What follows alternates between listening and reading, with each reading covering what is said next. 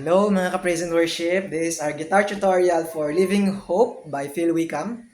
And the chords involved are D, G, A, and B minor. And that's it. Okay, there are only 4 chords involved. So if you are starting your guitar, nag-umpisa ka pa lang talaga, this one is very good for you. Okay, nag-start kang mag-guitar pero magaling ka ng kumanta, this one is perfect too. Ayan. So, okay. Let's start. Intro niya is D and then G. By the way, ano ko po siya, pinapluck ko siya madalas, but you can do an strumming. Like, suggested strumming pattern, down, down, up, up, down, down. Okay. Yung basic strumming pattern. Okay, so D.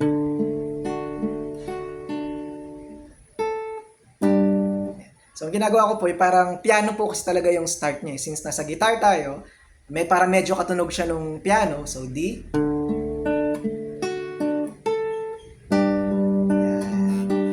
Again. So, ayun po. 1, 2, 3, 4. Nalagyan ko siya ng gano'n yung dito po sa 5th string. No? Bago ko ilipat ng G. Or para mas medyo katunog pa lalo, yung may gano'n siya.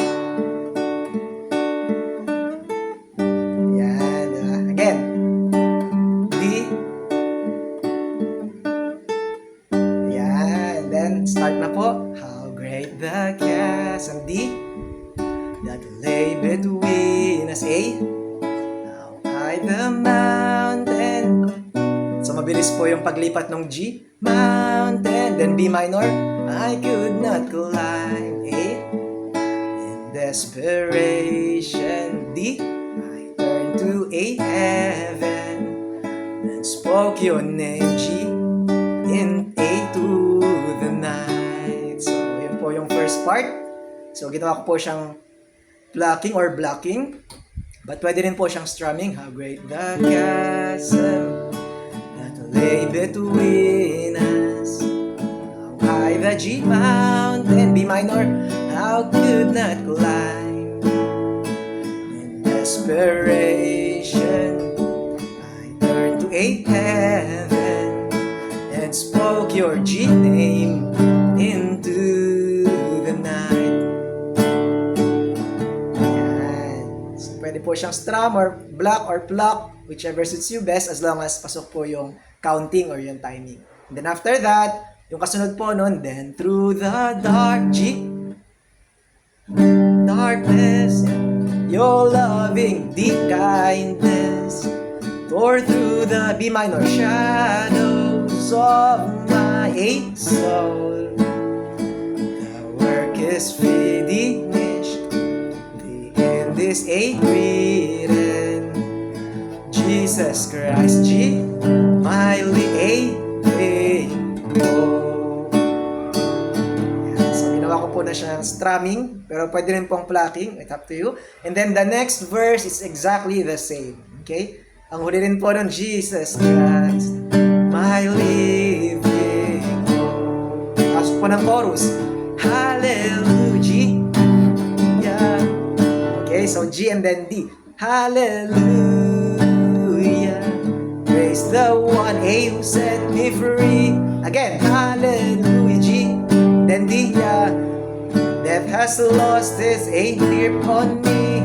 You have G, oh, broken every D chain. There's salvation in your name. B minor, Jesus Christ, G, my living hope. Ayan, so Jesus Christ, G, my living hope. So yun po yung ating verse. So hallelujah. Pwede nyo rin i-pluck kung gusto po ninyo. Ayan. Yan po, hallelujah, it's fine. Yeah, that has lost its grip. A and then B minor. You have broken every D chain. There's salvation in your name, Jesus Christ. G, my living hope. Ayan. So when it comes to plucking po, ang mabilis lang na tip, kaya ang ginagamit ko pong pattern doon is yung basic din, which is kunyari, yung iniiba ko lang yung bass, kunyari siya ay G. So G, ang bass niya ay bass yun yung kadalasang unang pinapluck ko po pag ano, yung bass niya. G, kunyari, ito G.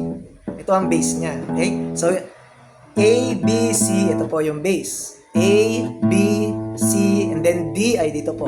Okay, fourth string. And then E, F, G. Okay, so yun po yung bass. Kung G yung unang chord, or let's say A. Yan, A. Yan po yun. Yan, A na chord. Ito po yung bass. And then pagdating naman po sa mga succeeding string, kita nyo po. Ayan, yun po yung basic pattern po na ginagamit ko po kapag nagpa-pluck. And I can recommend it to you. It fits a lot of songs. Yan, yan, A. Naka-press po yung A ko doon. A. And then,